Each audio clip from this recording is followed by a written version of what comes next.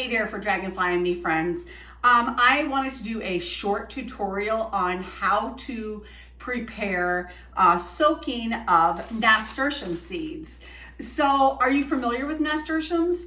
They are a beautiful flower, which is also edible. The leaf and the blossom add a peppery taste. I throw them in what I call my beautiful blossom salad, where I include nasturtiums and I include violas and pansies as well. Those are all edible flowers. So these are not only beautiful, they're actually tasty if you like a peppery taste. And you don't think about it, you're just eating it with all the other spring mix lettuces that you have. So I just came out from the greenhouse. I'm going to share that on a reel later on Instagram and Facebook. But I wanted to start my nasturtium seeds. I love growing them in my garden as well as in my raised beds. They also are a companion plant to several vegetables, which I talk about in my companion planting. So, but again, this is going to just be a short tutorial how to soak and prepare your nasturtium seeds. They are actually a very hard shell seed and you have to kind of nick them is what it's referred to. So I have two different varieties. I have one of my favorites, dwarf cherry rose. And this one only gets about 12 inches in height. Whereas some of them, including this Alaska, which is an orange, a burgundy, a yellow, a crimson, it's a beautiful mix of nasturtiums. These things just vine out. I've actually had them be 12 foot, 8 to 12 foot vines. And that's exactly, they say 12 inches, they're lying. I always say, read the package descriptions, it won't lie to you. Well, I'm taking that back because this variety will vine, and I shouldn't say 12 feet, that's an exaggeration, but I have had them grow at least 3 feet and they're just beautiful. And so they add a lot to your garden and your palette. So what I'm gonna do is I'm gonna open up my dwarf cherries. And there's going to be a couple of things you need. You need a bowl. It can be a clear, I'm using clear glass so you can kind of see, but it can be a bowl, any color bowl, anything. And the other thing you're going to need is a pair of nail clippers, big ones, not the little ones. So I can already see some of these shells or some of the seeds are broken and they will not germinate. But one trick that you will notice is some of them will float, and those ones generally are not viable. Other ones will drop to the bottom, and those are. So I don't take the ones that float out just in case, but when I plant those ones, I always plant one that's soaked down. I do separate them, and when I plant them, I plant the ones that floated with one that sunk. So it's really easy, and I'm gonna kind of get up close to the camera. So what you're gonna do is you're gonna hold that little seed, and they're fairly big, as you can see. They're about the size of a pea. But I'm going to take my nail clippers and I'm just going to nick it. And you can kind of maybe see that I just dropped something. So just going to nick it like that. And it fell out a little bit. So, and that's really fine. You're not going to hurt the seed. And then I'm going to drop it in the water. So that one floated.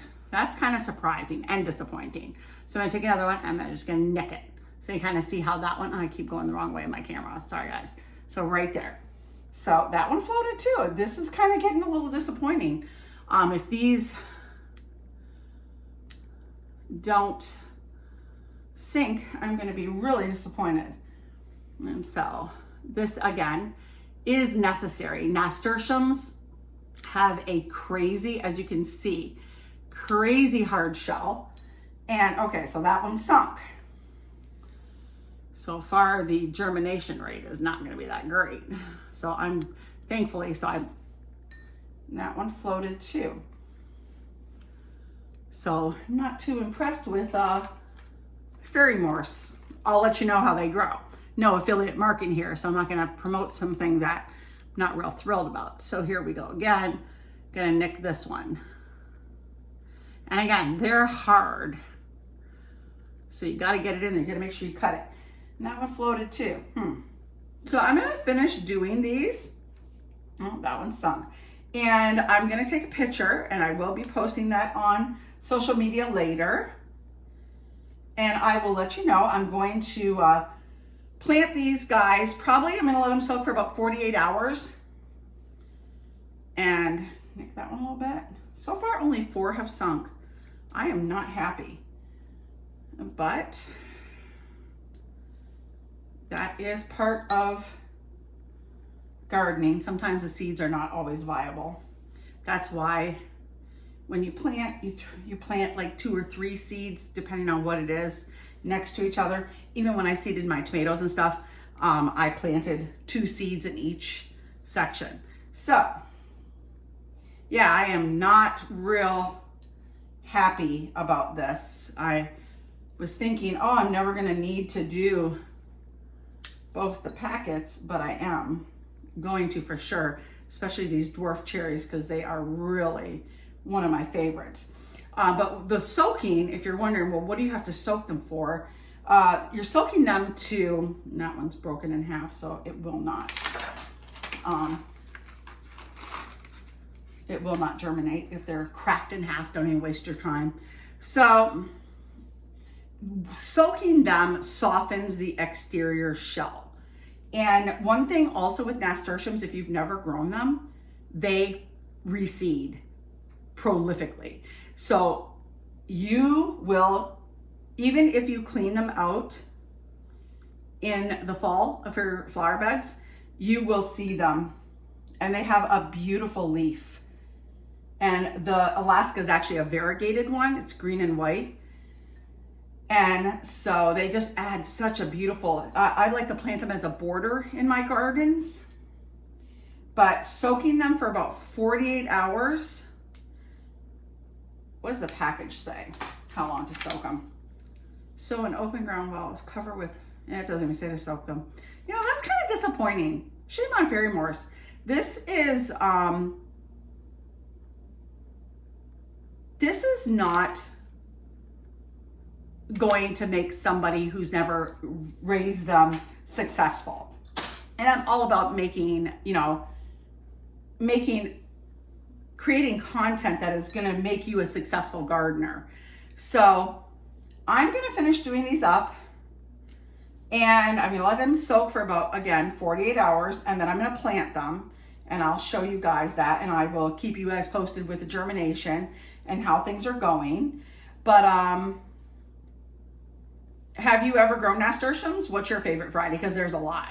There's a beautiful butter yellow one, and I actually kind of forgot about it, and because I didn't order these from a catalog, I just bought these at a big box store when I was picking up a few things. I was like, oh, nasturtiums, I'm gonna grab these. And so that's what I did. But I'm always talking about ordering seeds and ordering them from reputable seed catalogs and vendors, and this is kind of why. Like, I feel that if I would have got these from Baker Creek or Territorial or Renee's, I would not be having this dilemma. So like I said, I am interested, and I'm going to report on this. So if you can see right there, I have maybe 2, 4, 6, 8, 10, 12, 16 that are sunk. Wait, 2, 4, 6, 8, 10, 12, 14, 15. And there's that many or more floating. So disappointed. But that's not to say they're not going to germinate. We'll see.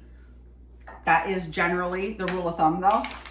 So I'm gonna do my Alaskas, and again, I'm gonna get back to you guys with this and give you guys the after.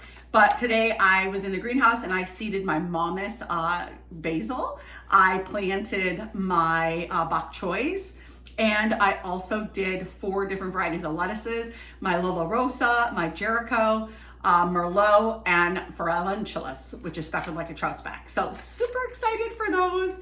Got the raised beds, all the pea stones done today. So I'm really excited to share this with all of you guys. But like I always say, until next time, friends, be sure to eat fresh, shop local, and have a happy day. Be sure to smash that like button and smash that subscribe button. Trying to build my audience, friends, so that the algorithm with YouTube will put my stuff out there. Thanks so much for the support. I really appreciate it. Have a great night.